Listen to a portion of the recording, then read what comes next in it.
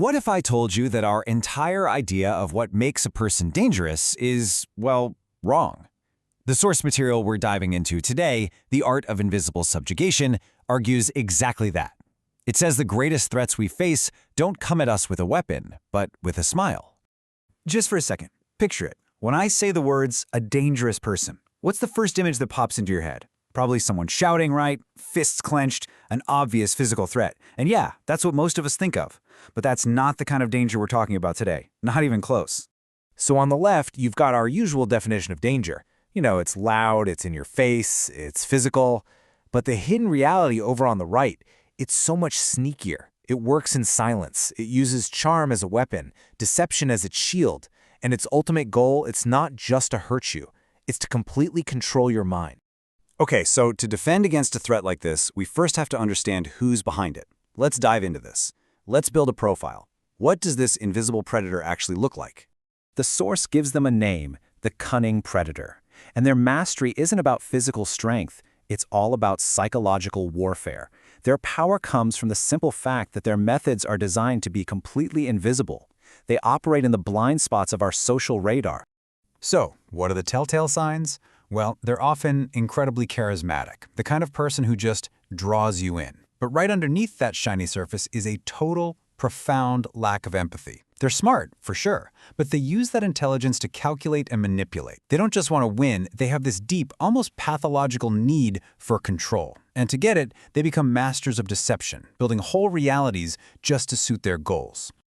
Knowing the profile is one thing, but how do they actually do it? How do they achieve this invisible control? What tools are they using? Let's break down their methods.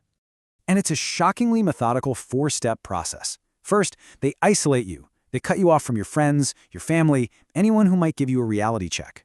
Then, they disorient you. They make you doubt your own memories, your own perceptions.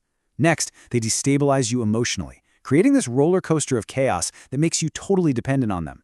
And finally, once you're alone, confused, and unstable, that's when they take complete control. Now, their main weapon for step 2, for disorienting you, is gaslighting. This is where they systematically feed you false information until you start to question what you know is true. They'll say things like, "That never happened," or "You're just being too sensitive," over and over and over until you actually start to believe them. You start to question your own sanity. And the engine that powers this whole trap, it's something called intermittent reinforcement. You can think of it like a slot machine. You get a little bit of affection, then nothing, coldness. A moment of praise, then harsh criticism. This unpredictable cycle gets you completely hooked, always chasing their approval. It creates this incredibly powerful, addictive emotional bond. I mean, this all sounds absolutely horrific, right? But it brings us to the most important question of all. Why does it work so well? And the answer isn't just about the predator. It's about the fundamental wiring of our own brains. Now, what's really interesting about this slide is how it perfectly maps their tactics onto our deepest human needs. Our need for approval, that's exploited by that intermittent reinforcement. Our need for a stable, certain reality, shattered by gaslighting. And our really deep desire for connection, that gets twisted and used against us through isolation.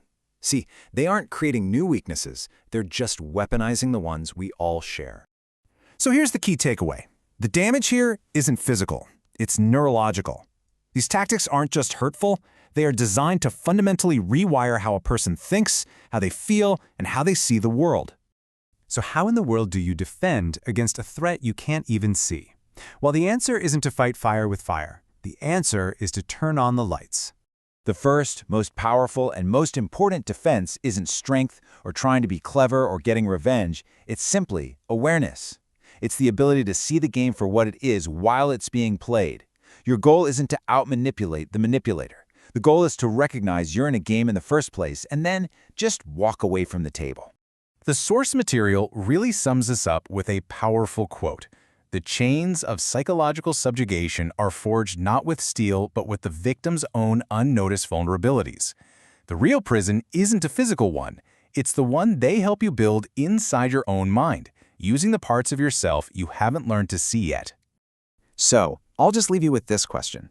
Now that you've been given this new lens, now that you can start to recognize the patterns of invisible control, what do you notice in the world around you that maybe you didn't see before?